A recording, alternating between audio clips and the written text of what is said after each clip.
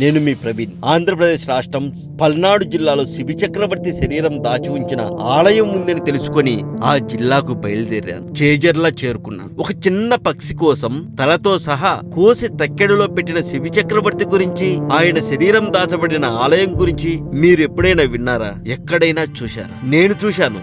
దాదాపు 300 కిలోమీటర్ల ప్రయాణం చేసి తొలి ఏకాదశి రోజున కిక్కిరిసిన జనాల మధ్య కష్టం అనుకోకుండా కేవలం ఆ భగవంతుడి అనుగ్రహం కోసం ఆలయంలోకి వెళ్ళాను. మరి అక్కడ ఏం జరిగింది? అక్కడి పూజారులు చెప్పిన ఆ వింత మాటలు ఏంటి? రంధ్రాలు ఉంటాయి స్వామివారికి. కుడివైపు రంధ్రంలో నీళ్లు పోస్తాం, ఇవాళ పోస్తాం, రేపు ఉదయం తీస్తాం, మర్నాడు వాసన వస్తూ ఉంటాయి. ఎడం వైపు అంతర్వాహిని, ఎన్ని పోసినా పోతూ ఉంటాయి.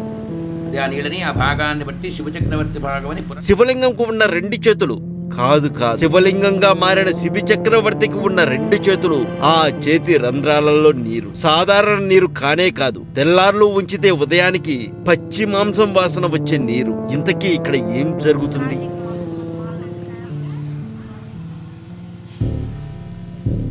అది శరీరమా లేక శివలింగం? శిబి చక్రవర్తి అనే రాజు గురించి మన హిందూ పురాణాల్లోనే కాదు, బౌద్ధ మతాలలోనూ కూడా కథలు కథలుగా చెబుతారు. అంతెందుకు, బౌద్ధులకు చెందిన చిన్న చిన్న గదులను ఇక్కడ చూడవచ్చు. వీటినే బౌద్ధ చైత్య గృహాలు అని కూడా పిలుస్తారు. అసలు ఇక్కడ ఏం జరిగింది, ఏం జరుగుతుంది, ప్రతిదీ క్షుణ్ణంగా తెలుసుకుందాం. హాయ్ వాట్స్, నేను మీ ప్రవీణ్. మీరు చూస్తున్నారు ప్రవీణ్ తెలుగు ట్రావెలర్ ఛానల్. ప్రస్తుతం నేను ఆంధ్రప్రదేశ్ రాష్ట్రం పల్నాడు జిల్లాలో ఉన్నటువంటి చేజర్లలో అయితే ఉన్నానండి. నర్సరావుపేట నుంచి ఒక 30 కిలోమీటర్ల దూరంలో అయితే ఈ ప్రదేశం అయితే ఉంటుంది. ఈ చేజర్లలో శిబి చక్రవర్తి రాజు గురించి మీకు తెలుసు కదా. పావురాన్ని కాపాడడం కోసం తన మాంసాన్ని కోసి తక్కెడలో పెట్టి పావురం బరువున్నంత ఇస్తారు. మనం కథలుగా చదువుకుని ఉంటాం. మన స్కూల్ పుస్తకాల్లో కూడా మనం చదువుకున్నాం. మీరు చాలామంది తెలిసి ఉంటుంది కథ గురించి. అయితే ఆ శిబి చక్రవర్తి అనే రాజు యొక్క శరీరం దాచబడినటువంటి ఒక ప్రదేశం ఉందండి. ఆ ప్రదేశాన్ని, ఆ ఆలయాన్ని నేను మీకు చూపించబోతున్నాను. ఈ ఆలయం పేరు ఏంటంటే కపోతేశ్వర స్వామి ఆలయం అనేది పిలుస్తారు. కపోతం అంటే పావురం అని అర్థం. కపోతేశ్వర స్వామి ఆలయం అని పిలుస్తారు. పూర్తి వివరాలు ఇప్పుడు మనం తెలుసుకుందాం. ఇప్పటి వరకు మన ప్రవీణ్ తెలుగు ట్రావెలర్ ఛానల్ ఎవరైనా సబ్స్క్రైబ్ చేయని వాళ్ళు ఉంటే ఇప్పుడు సబ్స్క్రైబ్ చేయండి. పక్కనే ఉన్న బెల్ బటన్ క్లిక్ చేసి యాక్టివేట్ చేసుకోండి. క్లియర్గా తెలుసుకుందాం. ప్రతిదీ కూడా క్షుణ్ణంగా చాలా వివరాలు తెలుస్తాయండి. ఎవరు స్కిప్ చేయకుండా పూర్తిగా చూడండి. ఆంధ్రప్రదేశ్ రాష్ట్రం పల్నాడు జిల్లాలో ఉన్నటువంటి ఈ చేజర్లలో ఉన్న ఈ ఆలయానికి కపోతేశ్వర ఆలయం అని పేరు రావడానికి మహాభారత ప్రకారం ఒక కథ అయితే ఉందండి. మాంధాత కుమారుడైన శిబి చక్రవర్తికి మేఘదాంబరుడు, జీమూత వాహనుడు అనే 2 సోదరులు ఉండేవారు. మేఘదాంబరుడు అన్న అనుమతితో, అంటే శిబి చక్రవర్తి అనుమతితో 1500 మంది పరివారం వెంటబెట్టుకుని కాశ్మీర దేశం విడిచి తీర్థయాత్రలకు అని బయలుదేరారు. అతను ఒక కొండపైన, ఈ ఆలయం దగ్గరలో ఉన్నటువంటి కొండపైన కొందరు యోగులతో కలిసి తపోదీక్షను ఆచరించారు. ఆ తర్వాత కాలం కూడా చేశారు. కొండపై అతని శరీరం దహనం చేయగా ఆ భస్మం ఒక లింగ రూపం ధరించిందండి. ఇక అన్న తిరిగి రానందున అతనిని వెతుకుతూ జీమూత వాహనుడు అనుచరులను వెంటబెట్టుకొని ఈ కొండ వద్దకే వచ్చారు. అన్నకు జరిగిన విషయం తెలుసుకుని ఆ కొండపైనే తపం ఆచరించి తాను మరణించారు. తమ్ముళ్లను వెతుక్కుంటూ శిబి చక్రవర్తి స్వయంగా ఇక్కడికి వచ్చారండి. ఇక్కడ ఉన్నటువంటి 2 లింగాలను చూశాడు. ఇక్కడ 100 యజ్ఞాలు చేయాలి అని సంకల్పించి 100వ యజ్ఞం చేస్తుండగా దేవతలు అతన్ని పరీక్షించాలి అనుకున్నారు. శివుడు ఒక వేటగాని వలె, బ్రహ్మదేవుల వారు అతని బాణంలాగా, విష్ణుమూర్తి ఒక కపోతంలాగా అక్కడికి వచ్చారు. అంటే పావురంలాగా వచ్చారు. తపశ్శక్తిని పరీక్షించుటకు త్రిమూర్తులు భూలోకానికి వచ్చి విడిది చేసిన ప్రదేశాన్ని విప్పర్ల గ్రామం అని, త్రిమూర్తులు తమ రూపాలను మార్చుకున్న ప్రదేశం రూపెనగుండ్ల గ్రామం అని, త్రిమూర్తులు శిబి చక్రవర్తిని క్రేగంట చూసిన ప్రదేశాన్ని గండ్లకుంట గ్రామంగాను పిలువబడుతున్నాయని పరిసర ప్రాంతాల వాసుల కథనం. మీరు ఈ ఆలయం చుట్టుపక్కల ఉన్న వాళ్ళైతే మీకు తెలిసే ఉంటుంది. మీరు కింద కామెంట్లో మీ ఊరి పేరుని కూడా చెప్పండి.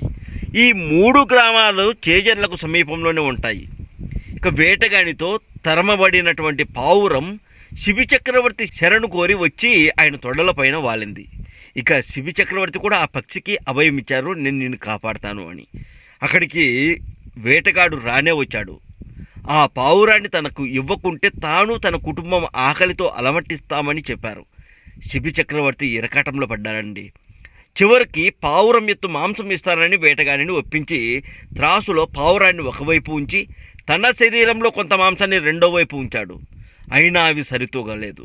చివరకు తన తల నరికించి ఆ త్రాసులో పెట్టించాడు. అతని త్యాగశీలతకు మెచ్చి దేవతలు అతనిని పునరుజ్జీవుడిని చేసి వరం కోరుకోమన్నారు.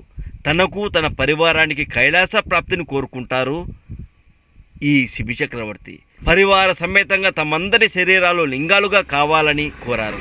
అలా తలలేని శిబి మొండెమే కపోతేశ్వర లింగమైందని స్థల పురాణం. ఇక బౌద్ధ జాతక కథలో కూడా ఇలాంటిదే ఉందండి. శిబి జాతక కథ ప్రకారం శిబి చక్రవర్తి తన కన్నులను మారువేషంలో వచ్చిన ఇంద్రుడికి దానం చేశారు. ఇక జాతక కథల్లో కావచ్చు, మహాభారత కథల్లో కావచ్చు, ఈ అమరావతిలోని నాగార్జున కొండ ఈ జాతక కథకు సంబంధించిన శిల్పాలు కూడా ఉన్నాయండి.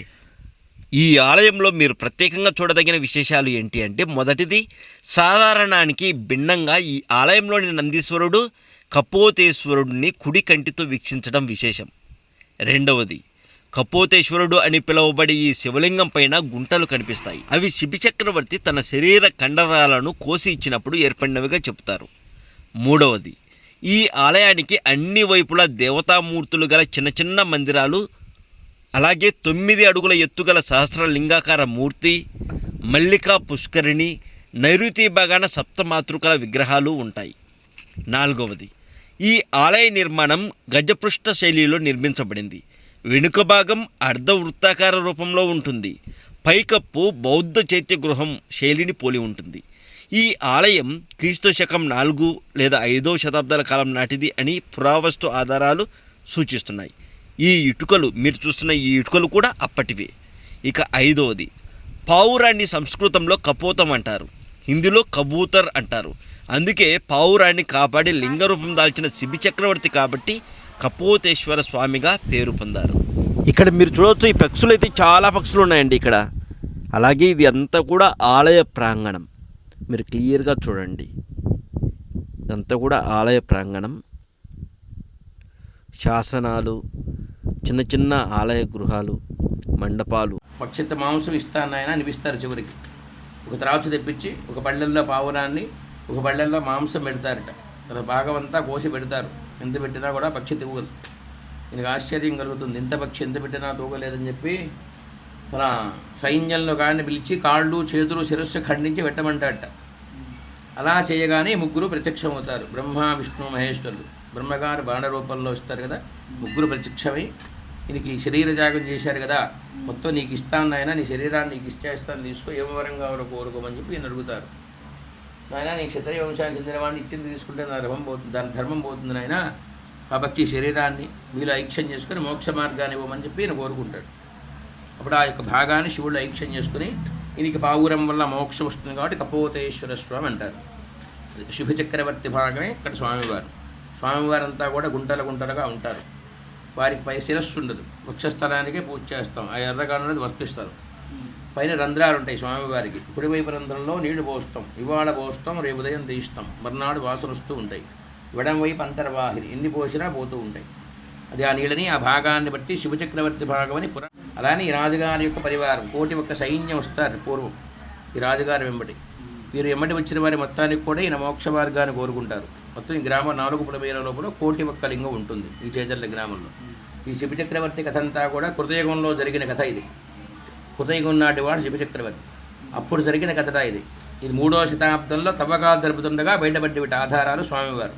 గోపురం గజపృష్ఠాకారంగా ఉంటుంది కట్టడం. వెనక్కి వెళ్ళి చూస్తే వెనుక పడుకుంటే వెనక భాగం ఎలా ఉంటుందో అలా ఉంటుంది. ఈ కట్టడాన్ని బట్టి పూర్వం తవ్వకాల్లో బయటపడ్డ ఆధారాలను బట్టి 3వ శతాబ్దం అని నిర్ధారణ చేశారు పురావస్తు శాఖ వారు. అప్పుడు బయటపడ్డారట స్వామివారు. ఈశ్వరుడు ఈక్షమైన తర్వాత గంగా పార్వతి అని చెప్పి అమ్మవారి ప్రతిష్ఠ చేశారు. అది అశుభ చక్రవర్తి భాగమే స్వామి. అలానే అప్పుడు తపస్సు చేసుకున్న సిద్ధులు సంచారం చేస్తూ ఉంటారు ఈ ఆలయంలో. ముందు ఇష్టకామ్యార్థం నిద్ర చేస్తూ ఉంటారు దేవాలయంలో ఎక్కువగా. ఒక రాత్రి నిద్ర చేస్తే న్యాయసమ్మతమైంది ఏదైనా జరుగుతుంది. ఎక్కువగా నిద్ర చేసేవాళ్ళు వస్తుంటారు. అది అశుభ చక్రవర్తి భాగమే స్వామి. అదే ఇక్కడ విశేషం. హరి ఓం తత్సత్. మహామృత్యుంజయ హోమం శ్రీశైలంలో ఓం శ్రీ సనాతన సేవ మరియు ప్రవీణ్ తెలుగు ట్రావెలర్ ఛానల్ ఆధ్వర్యంలో కేవలం 1,120 రూపాయలకు మాత్రమే జరుగును. మీ పేర్లు గోతనామాలతో శ్రీశైలంలో మహామృత్యుంజయ హోమం నిర్వహించబడుతుంది. ఆగస్టు 17, 2026 లోపు నేను దర్శించే ఈ ప్రవీణ్ తెలుగు ట్రావెలర్ ఛానల్ వారు దర్శించే అన్ని ఆలయాల్లో వీలైనంత వరకు మీ పేరుతో అర్చన అభిషేకం చేయిస్తాం. అంతేకాదు మీ విరాళంలో కొంత భాగాన్ని ఆలయ అర్చకులకు సంభావనగా అందజేస్తాము. బయట ఇదే హోమం చేయించుకోవాలంటే 50,000 నుంచి ₹1,00,000 ఖర్చు అవుతుంది. అదే ఆన్లైన్లో కూడా పేరుకు 3,000 నుంచి 4,000 రూపాయలు ఖర్చు అవుతుంది. కేవలం మీకు ఈ హోమం మాత్రం చేస్తారు. ఇలా ఆలయాల్లో తిరిగిన ఆలయాల్లో అర్చన అభిషేకం చేయించరు. ప్రసాదంగా మీకు 2 రుద్రాక్షలు విభూది మీ ఇంటికి పంపబడుతుంది. ఈ దివ్య అవకాశాన్ని మిస్ చేసుకోకండి. శివానుగ్రహం కోసం ఈరోజే నమోదు చేసుకోండి. వెంటనే కాల్ చేయండి 7981961643. అంతేకాదు మీ పేర్లు గోత్రం వాళ్ళపైన ప్రవీణ్ తెలుగు ట్రావెలర్ ఛానల్ వాళ్ళు తిరిగే ఆలయాల్లో అభిషేకం అర్చన జరుగుతుందా లేదా అని మీరు తెలుసుకోవాలంటే ఓం శ్రీ సనాతన సేవ ఛానల్ని చూడండి.